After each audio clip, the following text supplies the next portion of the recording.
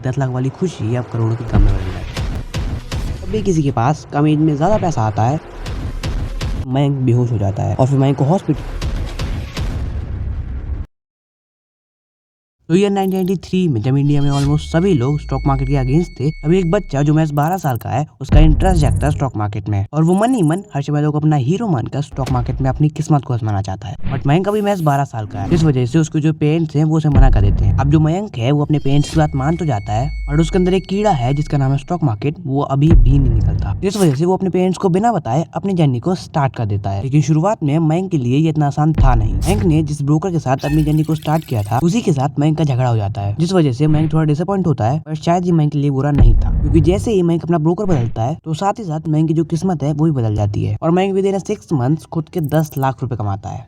अब इतनी कम एज में मयंक ने एक बिग अमाउंट कमा लिया था, लेकिन फिर भी ये अमाउंट मयंक के लिए काफी नहीं था, क्योंकि मयंक के आसपास वाले लोग करोड़ों में कमा रहे होते हैं। अब उन लोगों को देख के मयंक की 10 लाख वाली खुशी अब करोड़ों की गम में बदल जाती है और इसी गम को दूर करने के लिए मयंक लग जाता है करोड़ों कमाने में। तो ये 1989 में मयंक, जीतू, अभिनव ये तीनों दोस्त एक बार में बैठे होते हैं। अब तीनों लोग काफी देर ड्रिंक कर रहे होते हैं, इसलिए कोई भी होश में नहीं होता। तभी ड्रिंक करते करते अभिनव कहता है कि ये जो K10 स्टॉक्स है वो जल्द ही गिरने वाले हैं और अगर पैसा कमाना चाहते हो तो जल्द से जल्द इन्हें शॉर्ट कर दो। अब तीनों ने काफी ड्रिंक करी होती है, इसलिए कोई भी अभिनव की बात को सीरियसली नहीं लेता। लेकिन जब मयंक सुबह उठता है तो उसे अभिनव की वो बात याद आती है और फिर जब मयंक इस पे थोड़ा रिसर्च करता है तो उसे पता चलता है ये K10 स्टॉक्स एक्चुअल में एक स्कैम है। और ये पता चलते ही मयंक मौके ढूंढकर इन स्टॉक्स को शॉर्ट करने लगता है। और हम उस टाइम की बात कर रहे हैं जब 40 to 50 टाइम्स लेवरेज मिलता था। मतलब अगर आपके पास 10 लाख रुपए हैं तो आप 4 करोड़ तक के सौदे ले सकते हो। और ये सारे तामझाम करते करते मयंक को एक दिन थोड़ा वॉमिटिंग जैसा फील होता है, जिस वजह से मयंक डॉक्टर के पास जाता है। डॉक्टर बताते हैं कि आपका ब्लड प्रेशर बढ़ गया है और अभी भी अगर आपने अपनी हेल्थ पे ध्यान नहीं दिया तो आपको हार्ट अटैक भी आ सकता है। अब ये सुन के मयंक थोड़ा टेंशन में आ जाता है, बट ज्यादा काम की वजह से वो इस बात को भूल जाता है। लेकिन फिर कुछ दिनों के बाद मयंक ने जैसा सोचा था, केपी के स्कैम एक्सपोज होने के बाद वो स्टॉक डाउन साइड जाते हैं और एक ही दिन में मयंक कमाता है पूरे 8 करोड़ रुपए।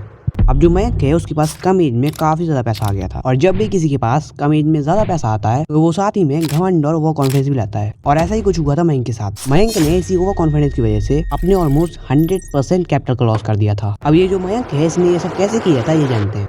तो ईयर 2008 में मयंक ने एक यूनिटेक नाम के शेयर पे अपना एक बिग अमाउंट लगाया होता है, बट 2008 में स्टॉक मार्केट में क्रैश आता है, जिस वजह से मयंक प्रॉफिट से लॉस में आने लगता है। और यहीं पे मयंक ने अपनी लाइफ की सबसे बड़ी गलती कर दी। मयंक को लगता है कि मैं गलत कैसे हो सकता हूँ, और इसी ओवर कॉन्फिडेंस की वजह से मयंक अपने ट्रेड्स को कट करने की बजाय उसमें और पैसे डाल देता है, जिस वजह से मयंक का लॉस कम होने की बजाय और बढ़ जाता है। अब ये लॉस बढ़ते बढ़ते पहुंच जाता है पूरे 5 करोड़ रुपए। अब क्योंकि मयंक से हार बर्दाश्त नहीं होती, इसलिए अपने लॉस को रिकवर करने के लिए मयंक के पास जो बचा था उसे भी फ्यूचर्स में लेवरेज लेके मार्केट की शॉर्ट साइड पे लगा देता है। बट शायद मयंक की किस्मत ही खराब थी। एक न्यूज की वजह से मार्केट थोड़ा ऊपर जाता है और मयंक के सारे स्टॉप लॉस गिर जाते हैं और अब मयंक के पास बचे थे सिर्फ और सिर्फ 10 लाख रुपए। अब अपने अकाउंट में सिर्फ 10 लाख रुपए देख के मयंक बेहोश हो जाता है और फिर मयंक को हॉस्पिटल ले जाया जाता है। वहाँ पे डॉक्टर मयंक का चेकअप करते हैं और बताते हैं कि मयंक को हार्ट अटैक आते आते रह गया है, और साथ ही साथ एक सलाह भी देते हैं कि मयंक स्टॉक मार्केट छोड़ दे। लेकिन एक बार किसी ने स्टॉक मार्केट में इतना बड़ा पैसा देख लिया तो वो स्टॉक मार्केट को कभी भी नहीं छोड़ सकता। और ऐसा ही हुआ था मयंक के साथ। मयंक स्टॉक मार्केट छोड़ने को तैयार नहीं था।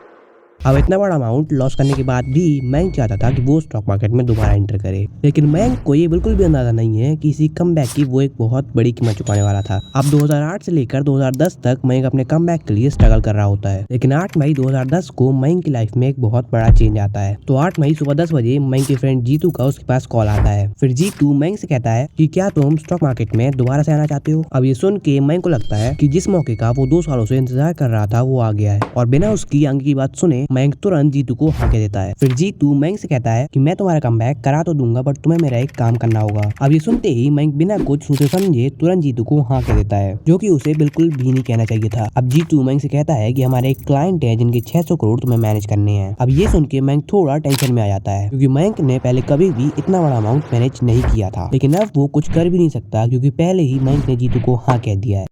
मयंक का मार्केट में कमबैक भी हो जाता है और साथ ही में मयंक वो 600 करोड़ भी मैनेज करता है, और देखते ही देखते ईयर आ जाता है 2016 का। और 2010 से लेकर 2016 तक मयंक ने अपने क्लाइंट्स के लिए तो पैसे बनाए ही थे, साथ ही साथ खुद के पर्सनल अकाउंट में 35 करोड़ से भी ज्यादा बनाए थे। अब यहाँ तक तो सब ठीक चल रहा था, बट असली दिक्कत अब आने वाली थी। तो दिल्ली में एक इनके क्लाइंट होते हैं जो चाहते हैं कि एज अ CEO ये उनके 2000 करोड़ मैनेज करें। अब ये 2000 करोड़ मयंक को मैनेज करने में कोई दिक्कत नहीं थी, बट इस मार्केट की वजह से मयंक के हेल्थ इश्यूज बढ़ते ही जा रहे थे, और डॉक्टर के हिसाब से मयंक को काफी पहले स्टॉक मार्केट से रिटायर हो जाना चाहिए था, बट अपने लालच की वजह से मयंक 100 करोड़ के पहले स्टॉक मार्केट को नहीं छोड़ना चाहता था और अपने इस टारगेट को अचीव करने के लिए मयंक डेली 3 से 4 घंटे सोता था। और ऐसा ही सब करते करते आ जाता है बजट वाला दिन, और इसी दिन मयंक ने एक शॉर्ट पोजीशन बनाई थी जिससे मयंक का टारगेट अचीव होने वाला था। अब बजट वाले दिन से एक दिन पहले मयंक अपने ऑफिस में बैठ के कल के लिए एनालिसिस कर रहा होता है, लेकिन तभी अचानक से मयंक बेहोश हो जाता है और फिर मयंक को हॉस्पिटल ले जाया जाता है। वहाँ पे डॉक्टर मयंक का चेकअप करते हैं और बताते हैं कि मयंक को एक न्यूरल ब्रेकडाउन हो गया है, इस वजह से मयंक की आधी बॉडी पैरालाइज हो गई है। अब मयंक का टारगेट तो अचीव हो जाता है बट मयंक ठीक नहीं होता और आफ्टर 6 मंथ्स मयंक की पूरी बॉडी पैरालाइज हो जाती है।